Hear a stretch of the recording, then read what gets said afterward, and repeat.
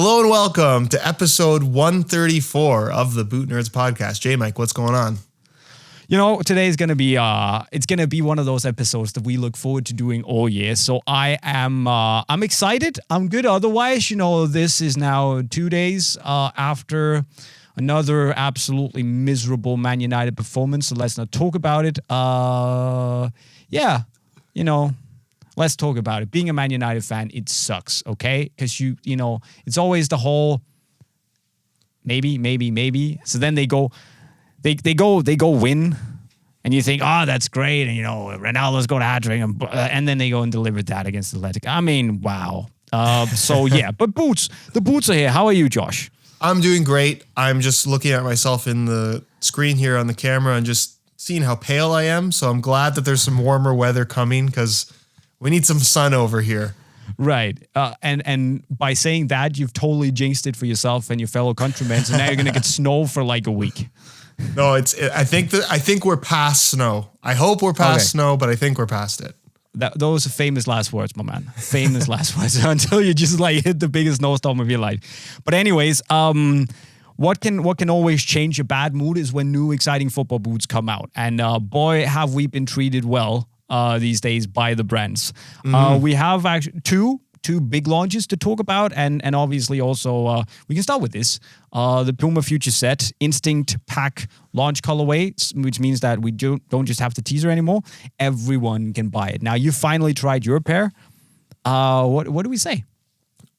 Extremely impressed. Arguably the best future ever.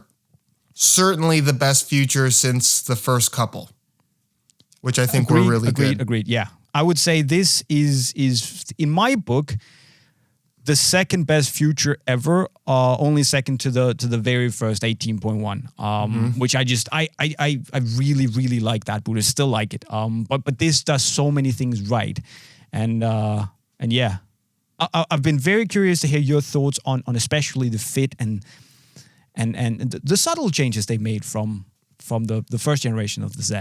I have to commend Puma for once again doing something very different and doing it well.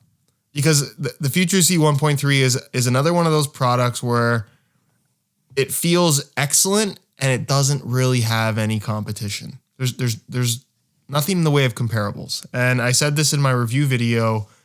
If you compare it to their main knitted competition from Nike and Adidas in the Predator Edge and the Phantom GT2, there is no competition. No. The knitted upper on that Future Z is 10 times better than any of your alternatives. And to me, if you like that sock-like knitted feel that when Flyknit first came onto the scene, that's kind of what it was more about.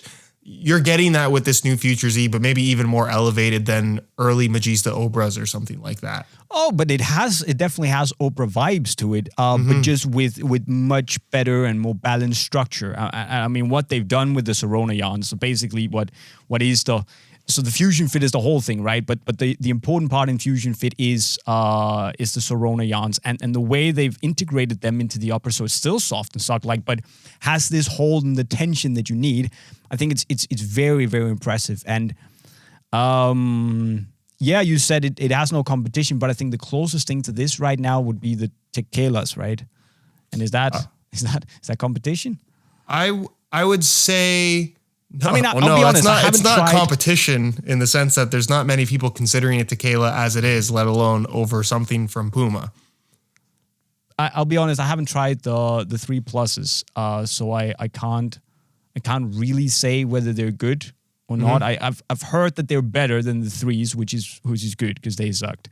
But yeah, it's a great boot, and again, tell me if you agree or not. But I said in my review that it might suffer a little bit under the fact that it's not a specially labeled or a very clearly labeled speed boot or power boot or control boot, but it's just a good boot, right? It's a little bit of an all-rounder for everyone. Yeah, for me, out of everything that's come out in 2022 that I've tried so far, because I'm still waiting on trying Air Zoom Ultras at the time of recording this podcast, it's by far the most impressive new boot of 2022. And I'm always hesitant to say that it's my favorite model out of everything that's currently available, but it's up there right now. Like I would have to think about not wearing the Future Z and picking something else. Those are big words. I also said that to me already now, this is like boot of the year contender or new boot of the year contender. It's a World Cup year, so there will be some pretty good stuff coming out. But for me, just like as a pure performer, comfort wise, it hits all the right notes. And you know, colorway, not exactly like not a new innovative colorway. I'm thinking Uprising pack from PUMA from like a couple of years ago, which were, if you don't remember what it looked like, it was this. It's basically this.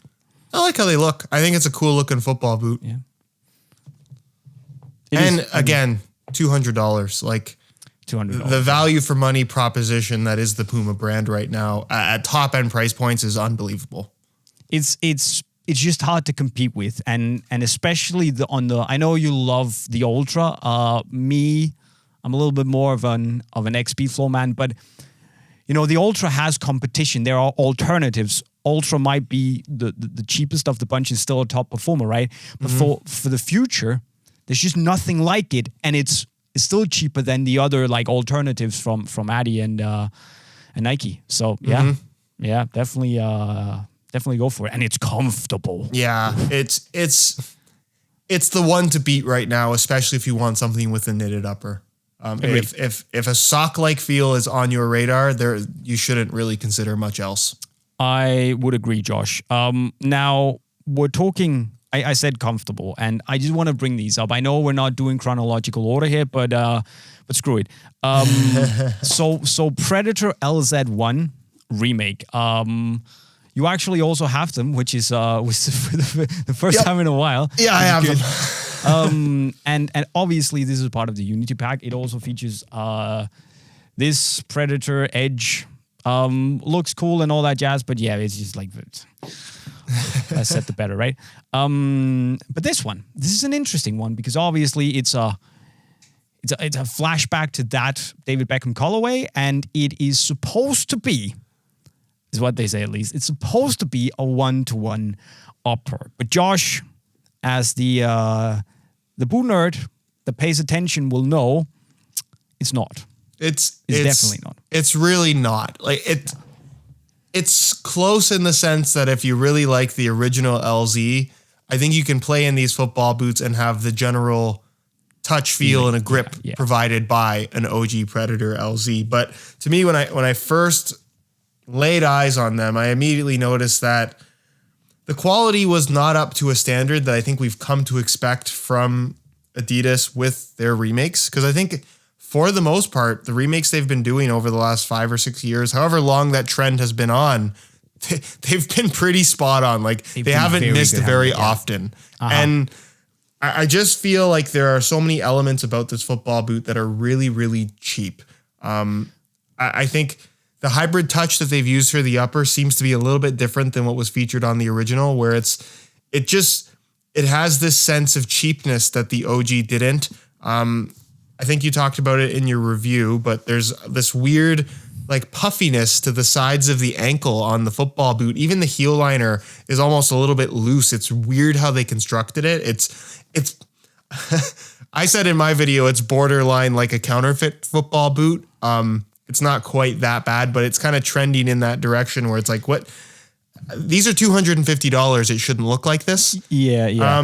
And like even how the rubber is glued to the upper itself, like it's just, there's a lot of imperfections that we haven't seen much of in these remakes. I'm not as impressed with them as I thought I was going to be. And then the use of oh wow. That is disrespectful, says the man who just threw an edge. But go on. Yeah, the use of the Edge Point 2 sole plate is stupid. Like I think that is Adidas cheaping out as much as they possibly can because they didn't want to work out the tooling for the upper to have a section through the midfoot to fill in what is the split sole facet frame from the modern Predator. So they just put the takedown model version on the bottom of a $250 football boot, and I'm not sure that's acceptable. No, and like you said, you know, was it me who said that? Was me who said that in my video. it affects the fit and the shape of the boot a lot, right? Because it is a wider tooling than the original, and you can tell that, you know, holding the two boots together, and then that fact combined with this, you know, it's a good word, puffy, because it doesn't feel like it's foam. It just feels like it's not properly that was a difficult word, properly like glued together or something, that is just air inside. Yeah, the whole upper has this like space between the outside of the upper and the inside liner. So weird. It's strange.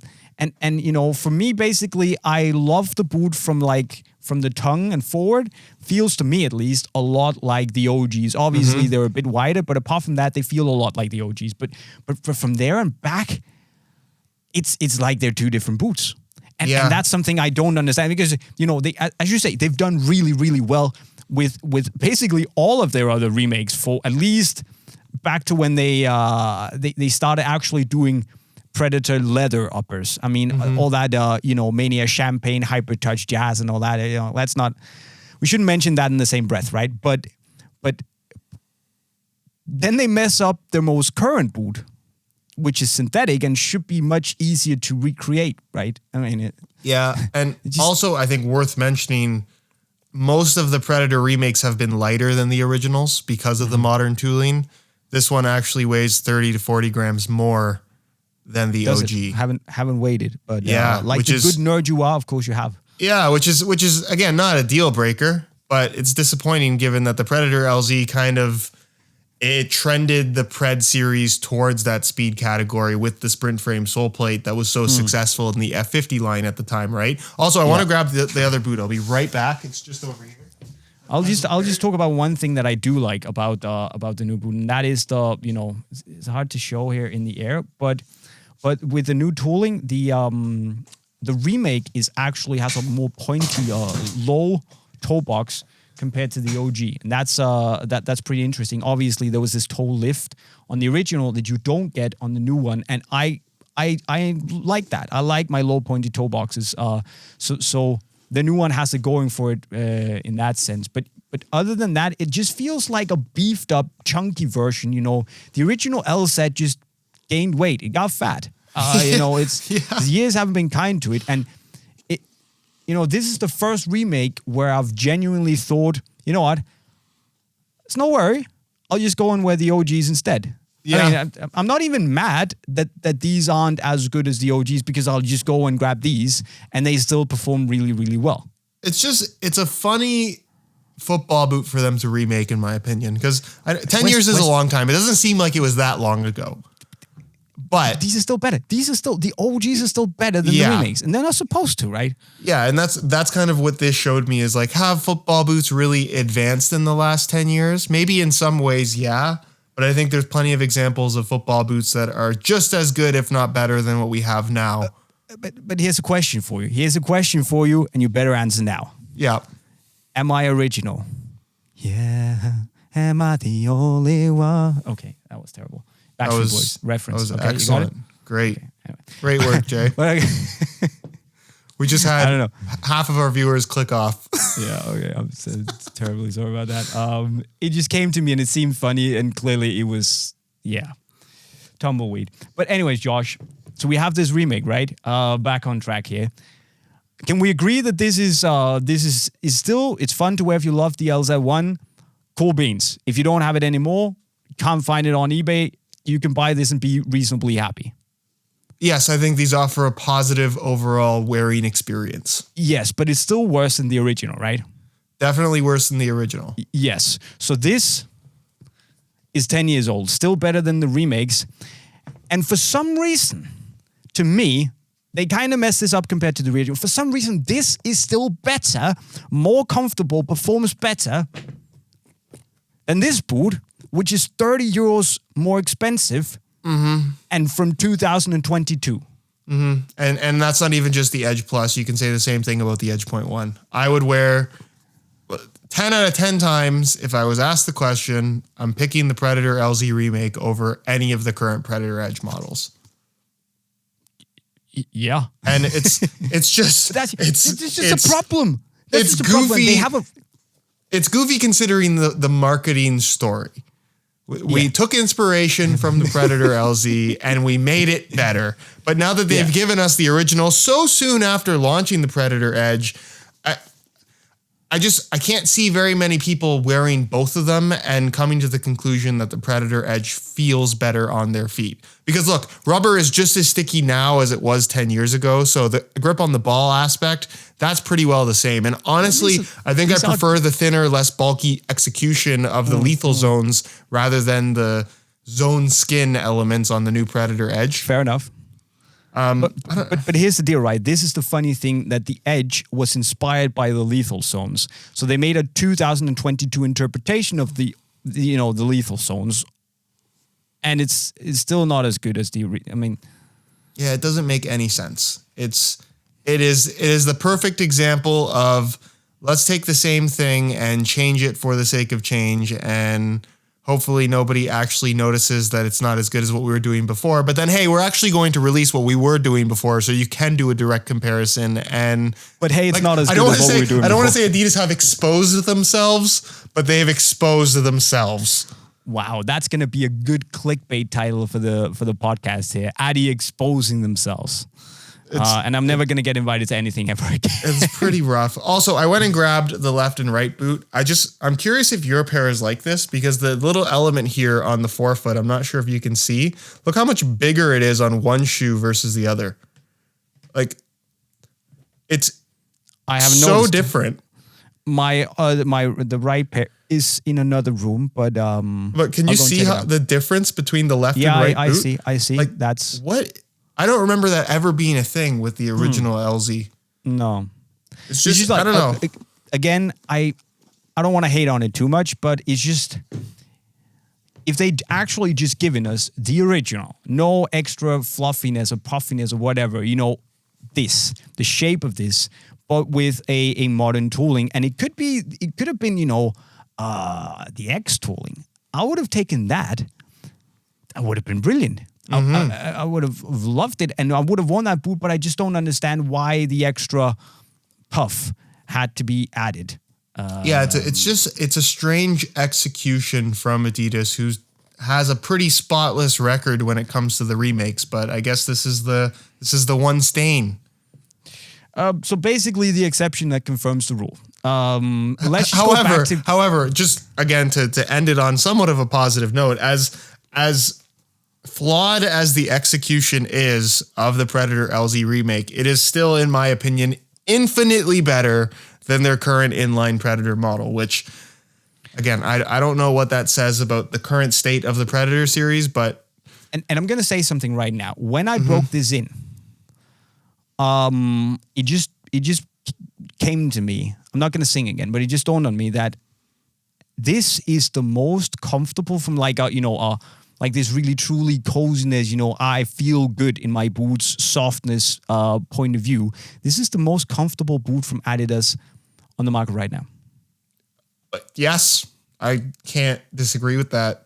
I mean, I think the X is super comfortable. I don't think the Speedflow 0.1 is far off, but if your idea of comfort is padded and soft, then absolutely this is. Yeah, it's more of the traditional way of looking at comfort, right?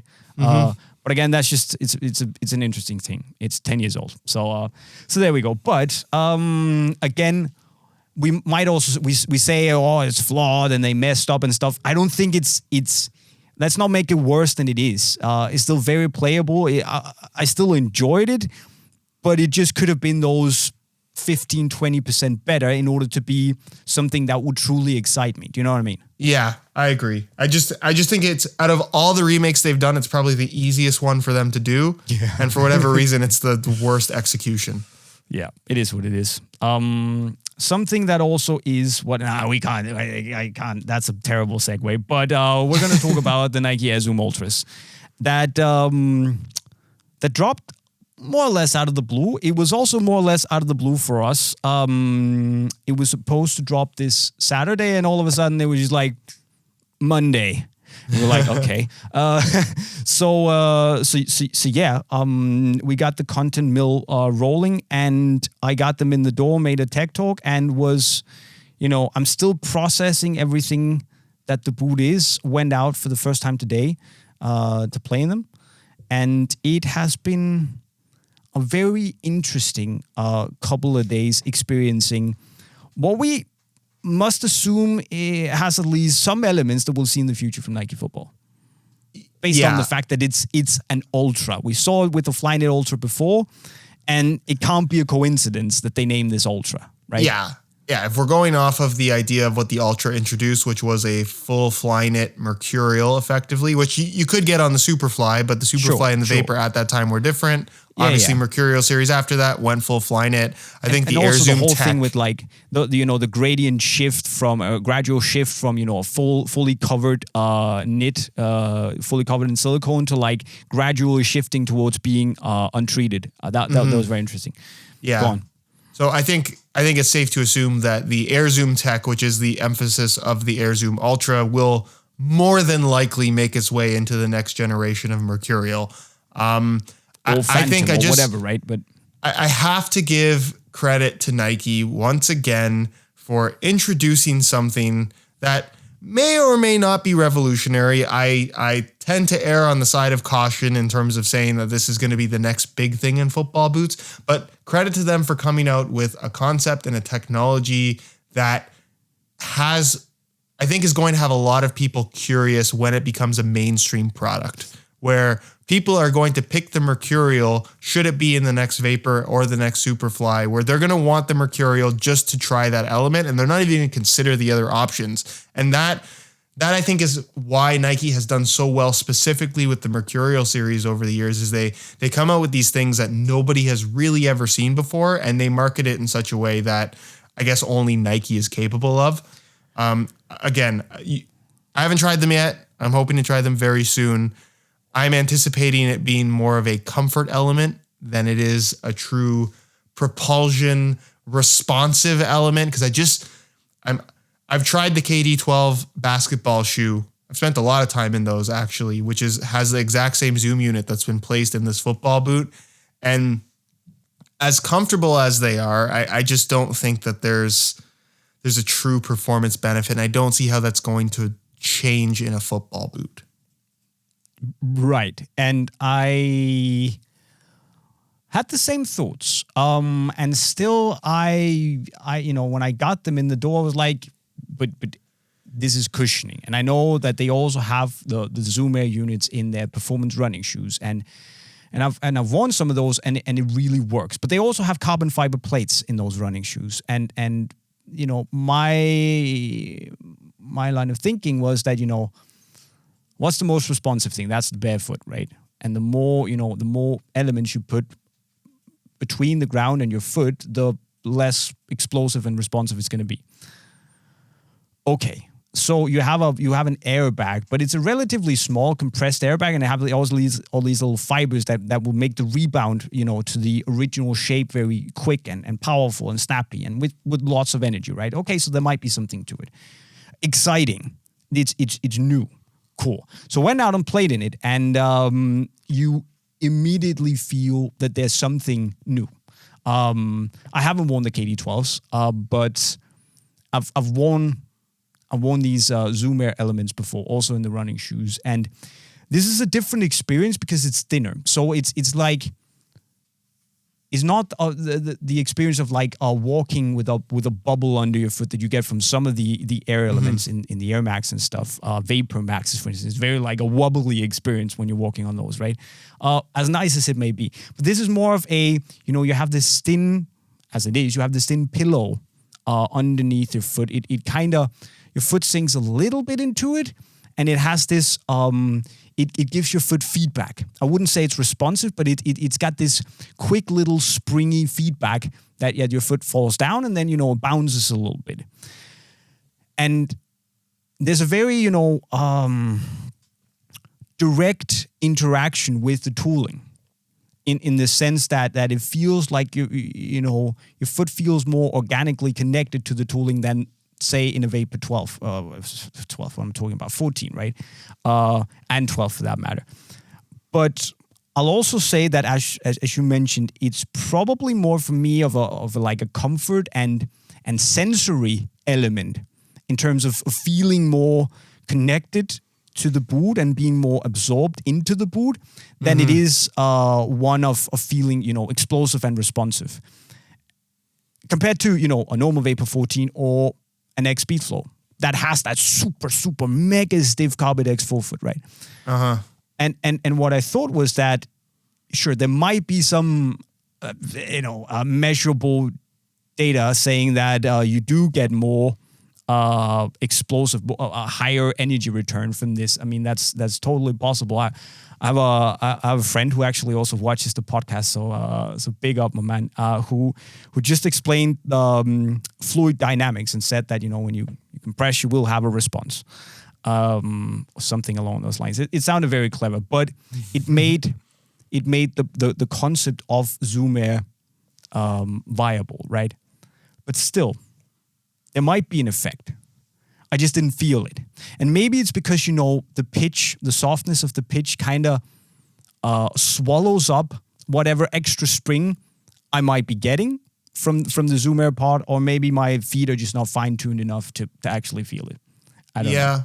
I think I had a lot of people, because I did a tech talk type of video as well, and there were a lot of comments trying to compare this to Boost. And we did see Adidas attempt Boost in football boots for a brief period with 17 plus pure control.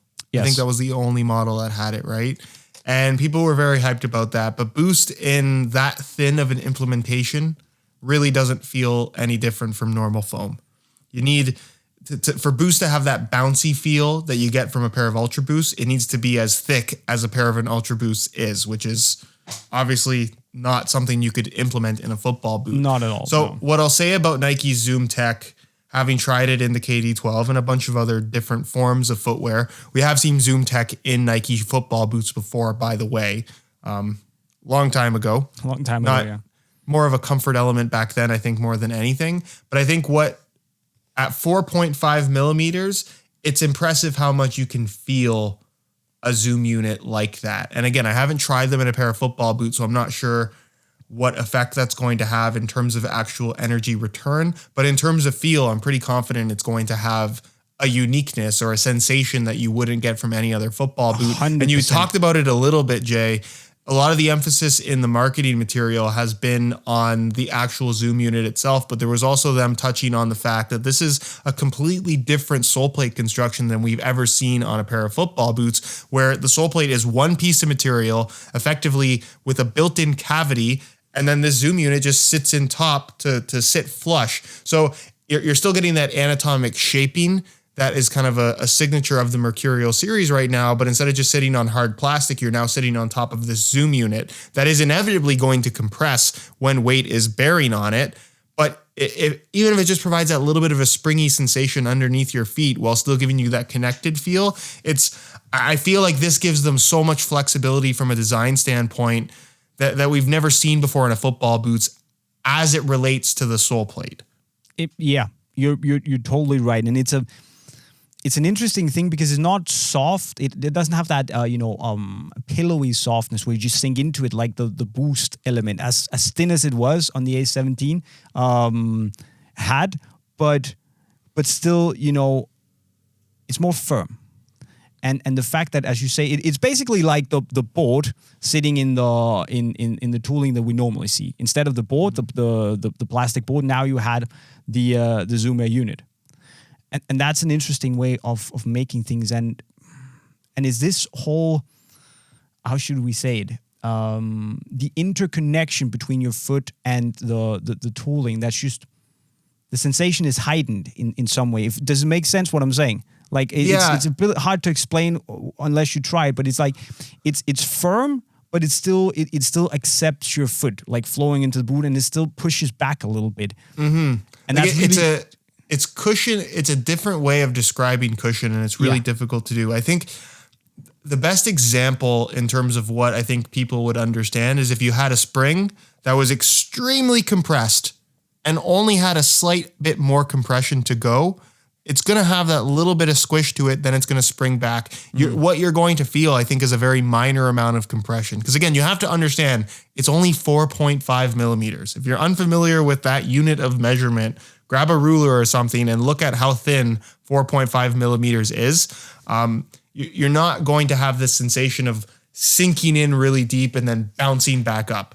It's too thin for that. And I've also heard a lot of people talking about their concerns of the bubble popping, if you will. That's not really like Zoom units are extremely durable. It's never been an issue with Nike. I don't foresee it being an issue with these either.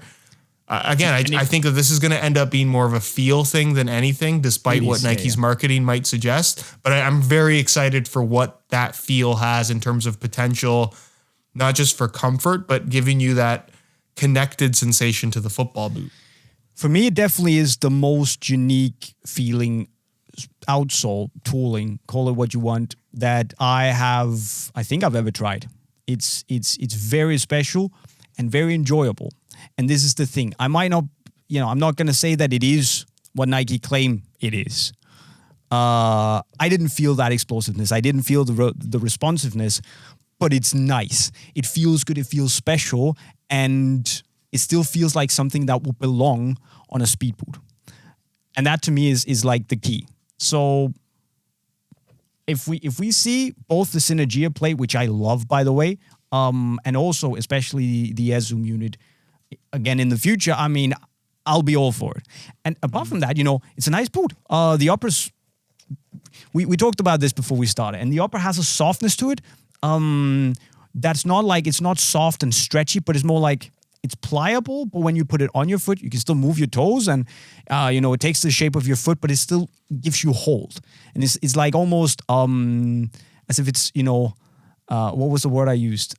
It's decisive. It tells your foot to stay.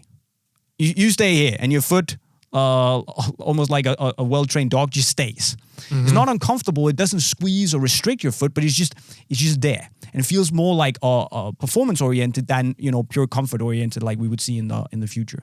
Very interesting. Mm-hmm. Flywire just works. Good idea to bring it back. But overall, my only big complaint is the shape of the boot. I don't know if you can see it here, but it looks a little bit more like the shape of a sneaker because it's wider and bulkier and has more body at the back, and it's a little bit long compared to the Mercs as well.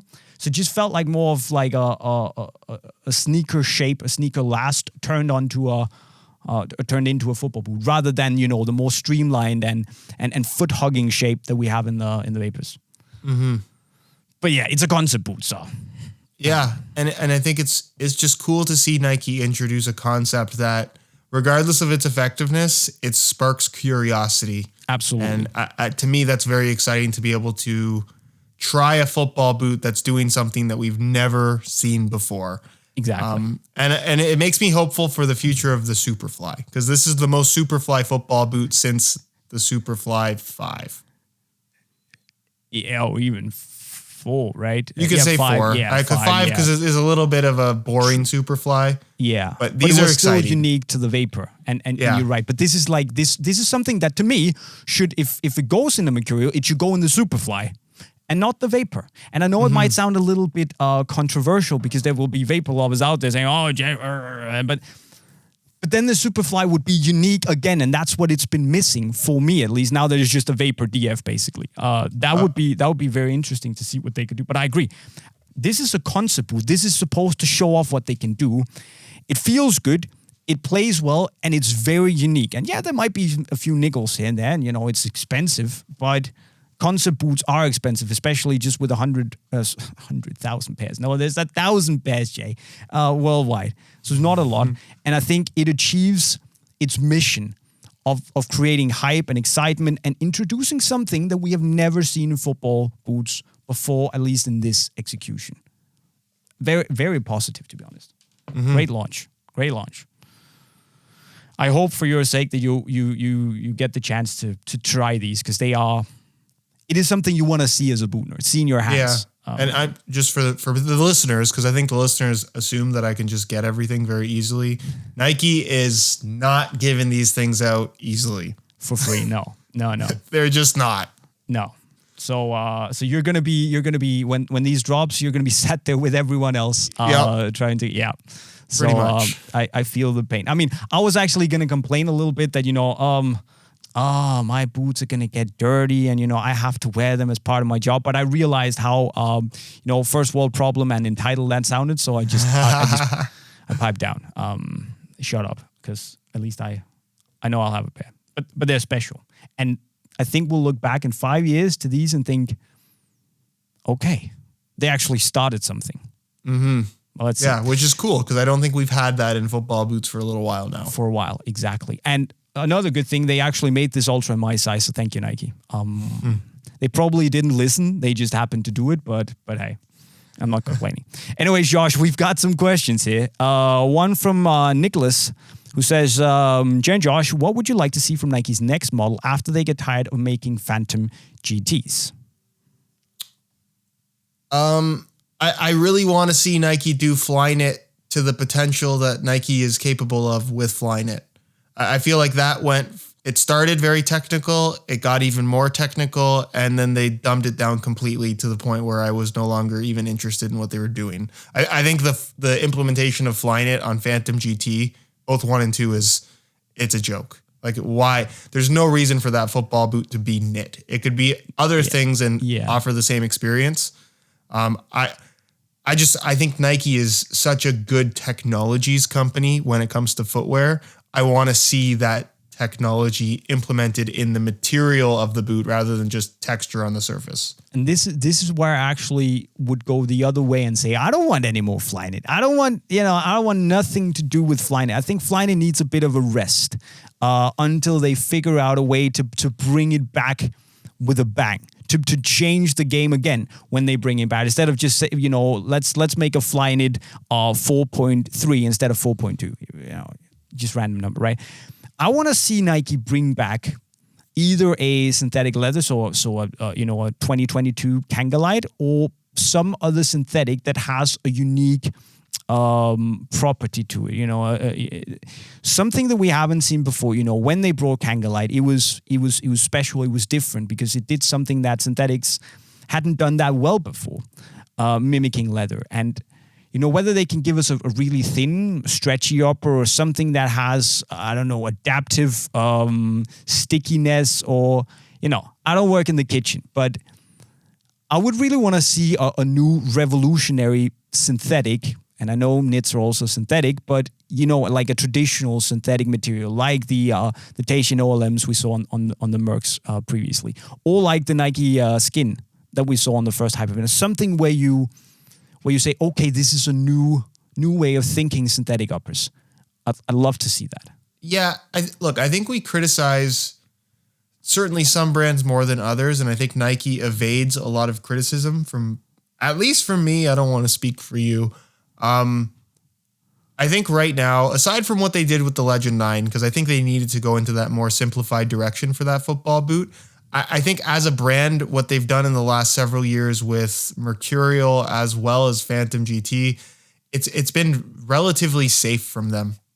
And I think from Nike moving forward, we need to see more bold experimentation, whether it benefits the product or not. I think that's how Nike has built the reputation that they have in the football boot industry. And we're not getting any of that. I just think back to the Superfly days where it's like every Superfly came out other than Superfly 3, and it had something that we had never seen before, like scent studs. Yeah. Totally not really that functional at all, but a cool idea. And it made people say, that's interesting. I'm curious. Look, here's my $400. I need to try them. And all the big important innovations that we as boot nerds remember were risks.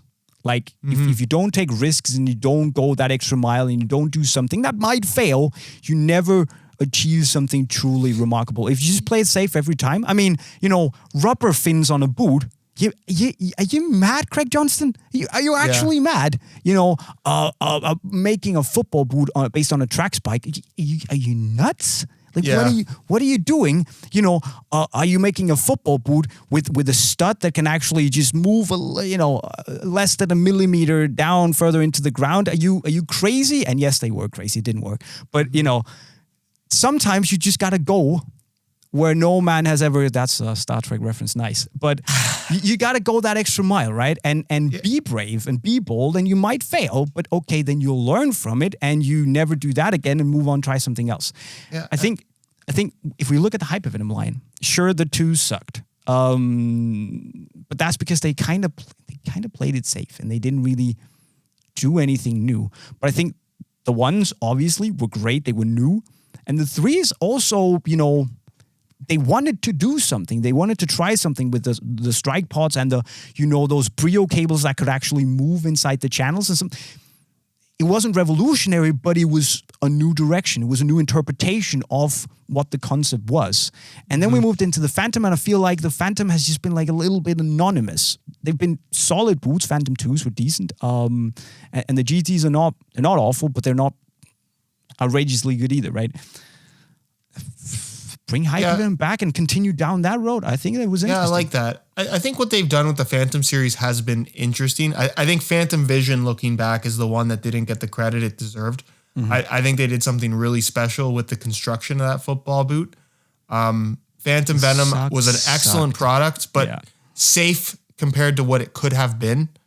And again, it's easy for us to sit here and say Nike needs to play it less safe, because then I look at what Adidas has been up to for the last couple of years, and if you look at their current lineup, they've played nothing safe, but they're kind of 1 for 3 as far as successful lines that they have right now, in my opinion. Yeah, because Predator and Copa right now, they're not where they're supposed to be, right? Yeah, and they're not where they have supposed to been be a couple of years ago.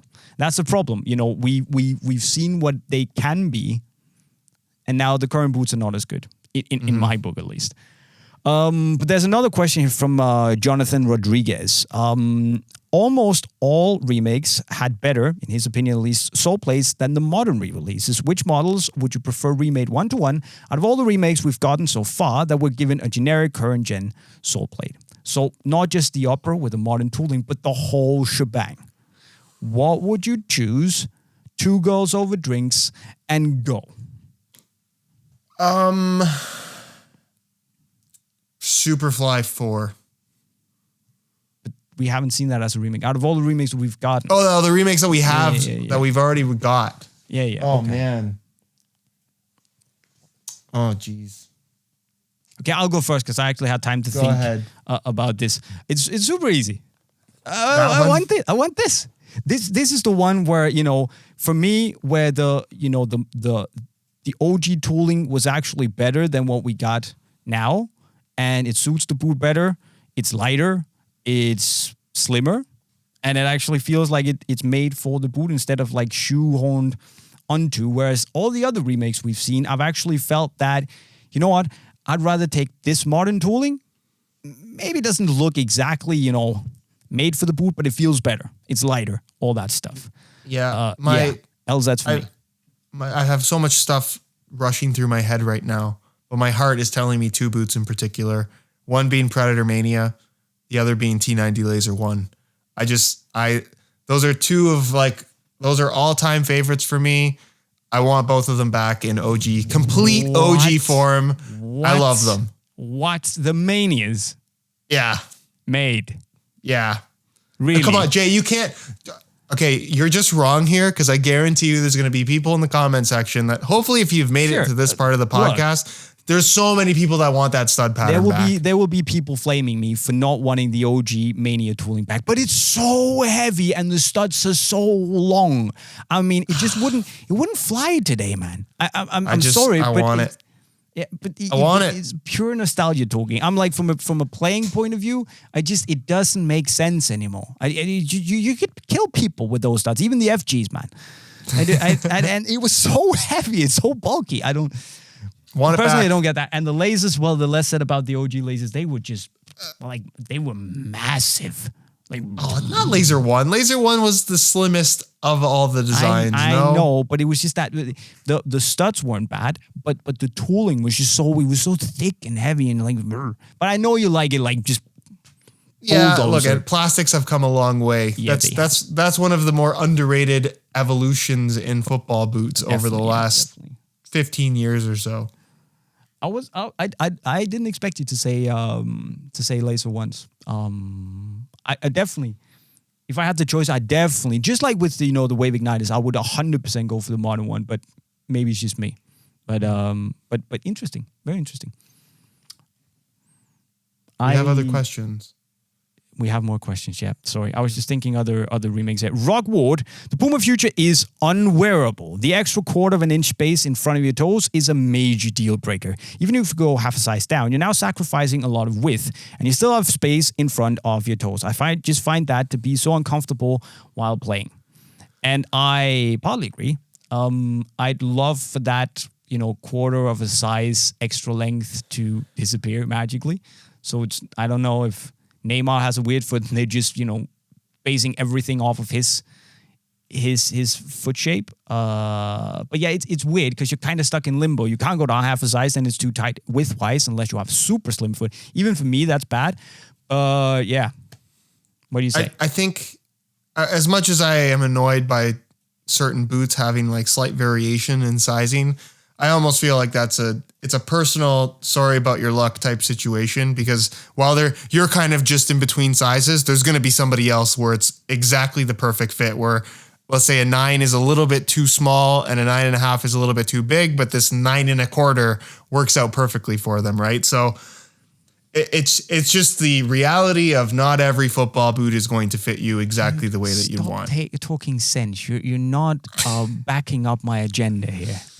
I know, but I think right. Too logically about stuff like that. You're right. And there's so many boots out there to choose from that if you're not happy with this particular boot, there will be another model that will most likely fit your foot. And look, I'll give you a personal example. I remember Adi Pure 2, really, really wanted a pair. 9 was just too small. 9.5 was just too big. Went with the 9.5. They never felt right. Yeah, but same. Right. There are just some boots that will never feel right. The Vapor 8s and 9s never felt right for me because they were that quarter of a size long. And it just, they magically fixed it on the 10, new last, all good. But the same with the Future. I really love it for everything it is, but I'm going to struggle taking it into a match because of that extra quarter of a size length. I think. I really want to because it's so comfortable and I love everything about it. Yeah, but it's just that little mental thing. Look, some people are way more sensitive to that than others. Yeah, exactly. I personally, honestly, I will a millimeter of extra space. I can't. It paralyzes me out there on the pitch. It feels weird. So on the Future, it's not a deal breaker for me, but it makes me just want to wear the boot a little bit less. Yeah, I also think it is better on the Z 1.3 than it was on the previous ones. I agree. It's not as obvious. Gina Bruno, hey boot nerds, do the Morelia Neo 3 betas made in Japan fit the same as the non-beta variant? I have not tried the non-betas. I have not tried the non-betas either because they're not available anywhere. No, but I would say from what I've seen, obviously the non-beta has the traditional U-throat, right? I would say that for 90% of the boot, which means everything below like tongue level, it's going to feel similar, but it's going to have that more traditional feel with the tongue that can move a little bit around. You can adjust it instead of the sock that sits very tight and sock like around your foot. That's for me, that would be it without having tried it. So yeah, I can't imagine it's on a different last, given that it's the same sole plate. Oh, I don't think it is. Then we have a question from Fino 1977. Is Denmark as creepy as it seems in the Chestnut Man? Have you seen the Chestnut Man, Josh? I have not even heard of Chestnut Man. It is a thriller show, crime thriller show on Netflix. And it is, it's kind of, it portrays Denmark as having some proper widows. Oh, I'm going to have to watch this. Is it in English? It's in Danish with English. I mean, obviously I watched it in Danish, so I okay. But I think it's with English subtitles. So there will be a lot of hurdy-gurdy. Wait, so it's made by you guys? It's a Danish show, yeah. Danish actors, all that stuff. And it is in Danish. And it's proper creepy, but it's a good show. Having been to Denmark, I can confirm it's a little creepy. It's a little creepy, yeah. Especially because we're nice people, but we're not Canadian. So we actually, we actually say no sometimes. And if we bump into people, we give them a little bit of attitude instead of saying sorry. I've not been to Canada. Ooh, spooky. But we have a question. No, we're We're nice peeps. Andrew Palmer, since the nerds briefly mentioned the Tequila, I'm going to take the opportunity to preach. The Tequila leather variation V3 Plus, very important you get the plus, is a phenomenal boot, by far the best of the Tequila V3 variations, and actually the best leather laceless boot on the market, because the Copas are crap. Cough, cough. Have you tried the leather V3 Pluses? No. I have not. You tried the V3 Pluses, right? I feel like the leather laceless football boot market is a very narrow window of people. And maybe it's bad to say, because I am a self-proclaimed boot nerd, one of two hosts on the Boot Nerds podcast, but I just haven't cared about the laceless Tequila very much. And maybe we should. I should try it. Maybe we should. I should actually try it. If it is decent. I just got really burned by the V3. I really hated it. Yeah, V3 Plus is better for sure. Okay, that's good. But I don't know. I haven't tried them. Okay, I'll need to go and try them, but from experience, Andrew, if it's the same Andrew that I've interacted with on the Unisport channel before, he knows his boots, so I'll sit up and listen. We have one from Brandon Lobos. Question, where can I get older model boots from like 5 to 6 years ago? Love the vids. Obviously, there's tons of places on the internet, right? When I look for classic models, just to give a bit of a shout out here, I tend to go to classicfootballshirts.co.uk. Great site. They have tons of like really, really obscure things at times, but also many mainstream models. BW Boots, Ben Warren, has a lot of good stuff and is actually fair about his pricing. Some of these retro boot sellers out there are just... Yeah, that's the only thing I would say is just be careful about how much you're paying. Yeah. Some of them demand like obscene amounts of money for something that should be way cheaper. And then, of course, eBay is your friend. And here's like the I shouldn't give my tip away, but I'll do it anyways, because for the love of the community, right? What I do is I find the style code. So basically the manufacturer's code for that specific product. So the model and the colorway. It's usually a 6-digit code, and then it has a dash and a colorway code after it. So if you go in and find that, and then you write Nike Mercurial Vapor and that specific style code, and that also usually filters out all the scammers, because the trustful shops, they actually list the style codes as well. And it's a way of either Googling that or going on eBay. It's a way of like finding some hidden gems here and there. So yeah, eBay. Yeah, it's that, and then also be aware of fakes, because there are quite a few counterfeits of the classics, if you will. So if you find a Superfly 4 in brand new condition and they have every size and they're only $90, it's too good to be true. Yeah, it's if it is too good to be true, it probably is. It's a good rule of thumb when you're shopping for older products off the internet and not from trusted retailers. I will also say this. I think we'll probably finish on this because we're over on time already. Be careful of a bait and switch, because it's happened to me with the F50 Pluses, the Spider-Man boots. Ordered a pair, all the pictures on the eBay listing, 100% legit. Boots show up, something seems off. They were fake. Yeah. He had pictures of real ones and sent me fake ones. So just, if you are buying whatever you're buying, really know your stuff, because there needs to be an inspection when they arrive. Absolutely. And you should look at them straight away and not take any. If they're brand new in box, listed a brand new in box, and you can see scuff marks and stuff, these have been worn. You need to get a refund for at least some of the money. Happened to me with the Adi Powers I bought off of eBay. Brand new in box. They were clearly not brand new in box, so I got some money back. Stay aware, okay? It's the internet. It's a wild place. But with those words, this has been the 134th episode of the Boot Nerds podcast. Lots of cool stuff to talk about. Remember, leave your questions in the comment section right down below. Go and subscribe to everything you see on the screen right now. It's much easier saying it that way.